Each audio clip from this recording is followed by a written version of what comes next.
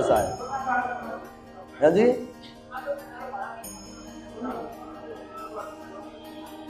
चिदानंद सुख धाम शिव विगत मोह मद काम, विचरहि महि धर हृदय हरि सकल लोक अभिराम। चिदानंद सुख के धाम मोह मद और काम से रहित शिव जी संपूर्ण लोगों को आनंद देने वाले हैं। श्री हरि रामचंद्र जी को हृदय में धारण कर भगवान के ध्यान से मस्त हुए और पृथ्वी पर विचरने लगे। देखो, एक छोटी सी बात मैं तपस्या के बारे में कहूंगा, बिल्कुल सरल सी है। हमें भोजन की कब आवश्यकता पड़ती है? भूख कब लगती है?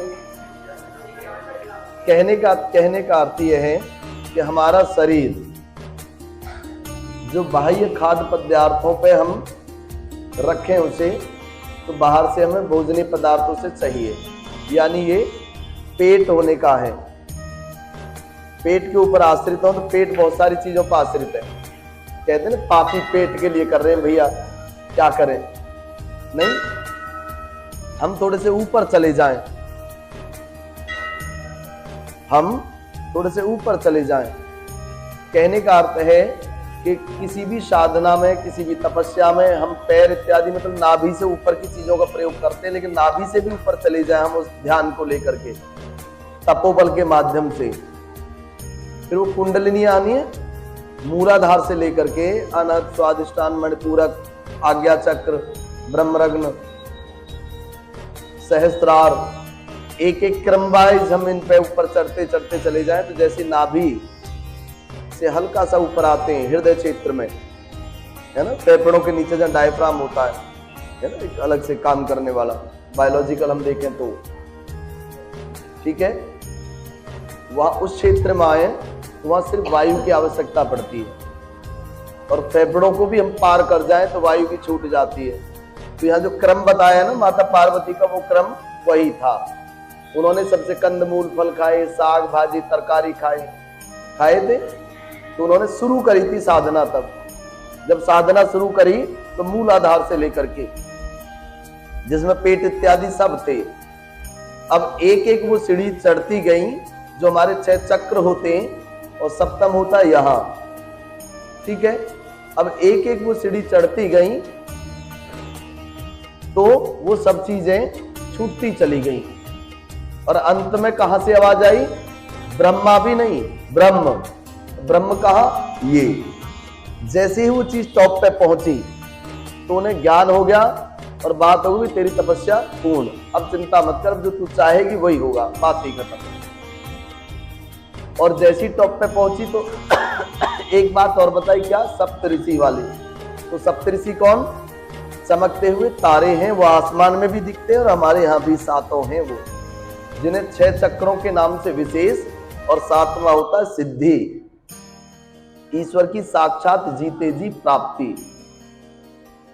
तो एक बहुत बड़ी सी बात एक छोटे से में है।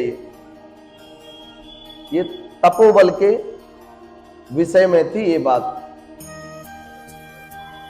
और ये बिल्कुल सत्य है, इसमें कोई दो राय नहीं।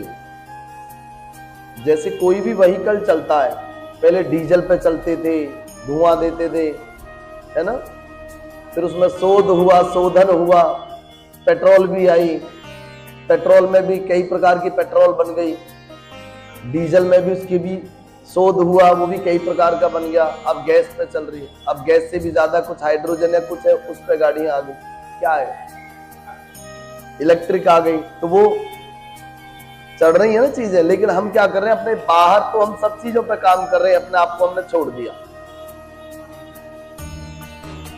अपने आप को हमने छोड़ दिया।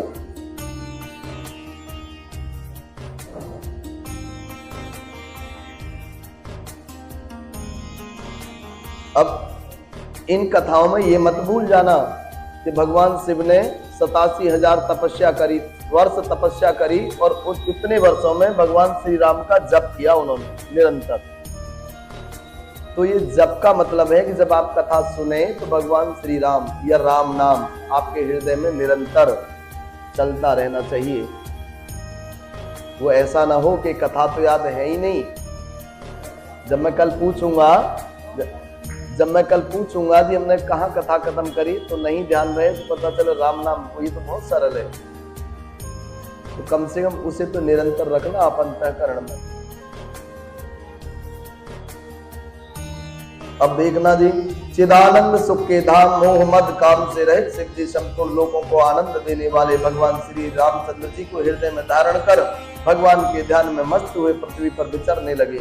और वे कहीं मुनियों को ज्ञान का उपदेश करते, कहीं श्री रामचंद्र जी के गुणों का वर्णन करते। यद्यपि सुजान शिव जी निष्काम है, तो भी वे भगवान अपने भक्त सती के वियोग के दुख से दुखी है। वो ऐसे नहीं कि उन्होंने त्याग कर दिया ऐसे ही और आराम से दूनी जमा करके बैठ गए, नहीं, वो भी व्याकुल हैं, परेशान हैं, चिंतित हैं। इस प्रकार बहुत समय बीत गया। भगवान श्री राम जी के चरणों में नित्य नई प्रीति हो रही है।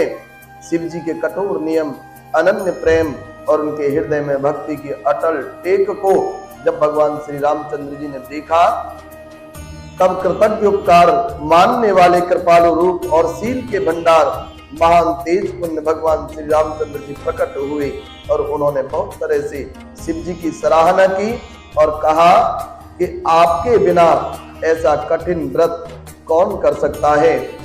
और क्या कहते हैं, बहुविध राम शिवई समुझावा, पार्वती कर जन्म सुनावा, अति पुनीत गिरजा के करनी, विसरत सहित कृपा निध बरनी। रामचंद्र जी ने बहुत प्रकार से शिव जी को समझाया और कहा कि जो माता सती थी ना, वो अब पार्वती के रूप में जन्म ले लिया है। और कृपा निधान रामचंद्र जी ने विस्तार पूर्वक पार्वती जी की अत्यंत पवित्र करनी का वर्णन करा और सारी जो मां पार्वती की जो कथा थी ना, सब विस्तार से उन्हें बतलाई। और फिर उन्होंने शिव जी से कहा, हे शिव, यदि मुझ पर आपका स्नेह है, भगवान श्री राम ने शिव जी से कहा कि यदि आपका स्नेह मुझ पर है तो अब आप मेरी विनती सुनिए, मुझे यह मांगे दीजिए कि आप जाकर के पार्वती के साथ विवाह कर लें। देखो, भगवान श्री राम प्रार्थना कर रहे हैं जैसे भगवान से करते हो, विनती कर रहे हैं। कहते हैं ना, शिव के इष्ट राम और राम के इष्ट शिव, और इन दोनों का जो अर्थ निकला वो दोनों एक ही हैं।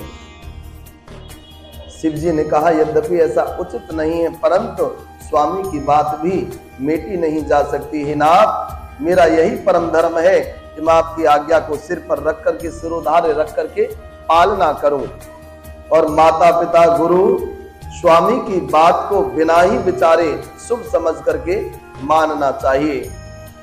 और हमसे कोई माता या पिता या हमारे दादी या दादा बुजुर्ग यदि कोई बात कह भी दें, बेटा कल तो इस काम को ऐसे नहीं ऐसे करिए, तो हम जिद करेंगे, समझाएंगे, तर्क करेंगे अनेकों प्रकार के, पर मानने को तैयार नहीं होंगे। तो यहाँ पे बताया, माता पिता गुरु और स्वामी की बात को बिना ही विचार करे। तो इसलिए गुरु और स्वामी बड़ा सोच समझ करके बनाना चाहिए। ऐसे नहीं कि भेड़ चाल में शामिल हो गए तो तुमने भी कंठी ले ली तो मुझे भी दिला लाओ, नहीं, इनके बड़े नियम हैं। और शिव जी की भक्ति, ज्ञान और धर्म से युक्त वचन रचना सुनकर के प्रभु रामचंद्र जी संतुष्ट हो गए और उन्होंने कहा कि हे हर, आपकी प्रतिज्ञा पूरी हो गई, अब हमने जो कहा है उसे हृदय में रखना। इस प्रकार कह करके रामचंद्र जी अंतर ध्यान हो गए। शिव जी ने उनकी वह मूर्ति अपने हृदय में रख ली। उसी समय सप्तऋषि शिव जी के पास आए। प्रभु महादेव जी ने उनसे अत्यंत सुहावने वचन कहे और कहने लगे, पार्वती पही जाए तुम प्रेम परे चाले हो, गिरहि प्रेम पटियहो भवन, दूर करे हो संदेह। आप लोग पार्वती के पास जाकर के उनके प्रेम की परीक्षा लीजिए और हिमाचल को कह करके उन्हें पार्वती को लिवा लाने के लिए भेजिए। पार्वती जी को घर भिजवाइए और उनके संदेह को दूर कीजिए। अभी तक माँ भगवती जंगल में ही थी, तो सप्तऋषि सर्वप्रथम पहले भगवान शिव से मिले। भगवान शिव ने उनसे निवेदन किया कि आप पर्वतराज हिमाचल के पास जाओ, उनसे कहो कि अब अपनी पुत्री को लेकर के घर यानी महल में आ जाएं। ऋषियों ने वहां जाकर के पार्वती को कैसी देखा, मानो मूर्तिमान तपस्या ही हो। मुनि बोले, है शैल कुमारी सुनो, तुम किस लिए इतना कठोर तप कर रहे हो और तुम किसकी आराधना करती हो और क्या चाहती हो? हमसे अपना सच्चा भेद क्यों नहीं कहती? पार्वती ने कहा, बात कहते मन बहुत सच्चाता है, आप लोग मेरी मूर्खता सुनकर के हंसोगे। तो क्या मूर्खता है? मनोहट परान सुनई सिखावा, चहत बार पर भीते उठावा, नारद कहा सत्य सोई जाना, बिनु पंख हम चाहे उड़ाना। अब देखना है भाव, इसके समझना। मन ने हट पकड़ लिया कि वह उपदेश नहीं सुनता और जल पर दीवार उठाना चाहता है। नारद जी ने जो कह दिया उसे सत्य जान करके मैं बिना पंख ही उड़ना चाहती हूँ। यानी पहले बताया ना कि भगवान शिव को प्राप्त करना सरल नहीं है, कठिन है। तो कह रही है आप हंसोगे मेरी बात सुनकर कि मैं भगवान शिव को पाना चाहती हूँ, कुछ ऐसा हुआ मेरे पास पंख नहीं है और मैं फिर भी उड़ना चाहती हूँ और जल में दीवार लगाना चाहती हूँ, और जल में भी नहीं, जल के ऊपर। और पार्वती जी की बात सुनते ही ऋषि लोग हंस पड़े और बोले, तुम्हारा शरीर पर्वत से ही तो उत्पन्न हुआ है, भला कहो तो नारद का उपदेश सुनकर के आज तक किसका घर बसा है? उन्होंने जाकर के दक्ष के पुत्रों को उपदेश दिया, जिससे उन्होंने फिर लौट करके घर का मुख भी नहीं देखा। चित्रकेतु के घर को नारद ने चौपट कर दिया। फिर यही हाल हिरण्यकश्यप का हुआ। जो स्त्री पुरुष नारद की सीख सुनते हैं वे घर बार छोड़ करके अवश्य ही भिखारी हो जाते हैं। उनका मन तो कपटी है, शरीर पर सज्जनों की चिन्ह है, वे सभी को अपने समान बनाना चाहते हैं। उनके वचनों पर विश्वास मान करके तुम ऐसा पति चाहती हो जो स्वभाव से ही उदासीन हो, गुणहीन हो, निर्लज्ज हो, बुरे वेश वाला हो और नर कपालों की माला पहनने वाला हो, कुलहीन, उनके कुल का भी नहीं पता, उनके माँ बाप का भी नहीं पता, बिना घर बार का नंगा और शरीर पर सांपों को लपेटे रहने वाला, ऐसे वर के मिलने से कहो तुम्हें क्या सुख हो सकता है? तुम उस ठग नारद के बहकावे में आकर के खूब बोली। और पहले पंचों के कहने से शिव ने सती से ब्याह किया था, परंतु फिर उसे त्याग दिया और इतने पे भी उसे तसल्ली नहीं हुई, उसे मरवा भी दिया, है ना। कि पति का तो फर्ज है ना कि कहीं भी उसे पतित न होने दे। अपने सेवकों को भेज दिया, और सेवक भी कैसे, जो जानवर थे, नंदी भृंगी श्रृंगी बैल, हम बेबुद्धि क्या कहते हैं, तो बैल है? और अब शिव को कोई चिंता नहीं रही, भीख मांग कर खा लेते हैं और सुख से सोते हैं। ऐसे स्वभाव से अकेले रहने वालों के घर में भी भला क्या कभी स्त्रियां टिक सकती हैं? बोले शंकर भगवान की जय, बोल श्यामद रामचंद्र महाराज की जय, बोले सच्चे दरबार की, बोल सभी माताओं की जय।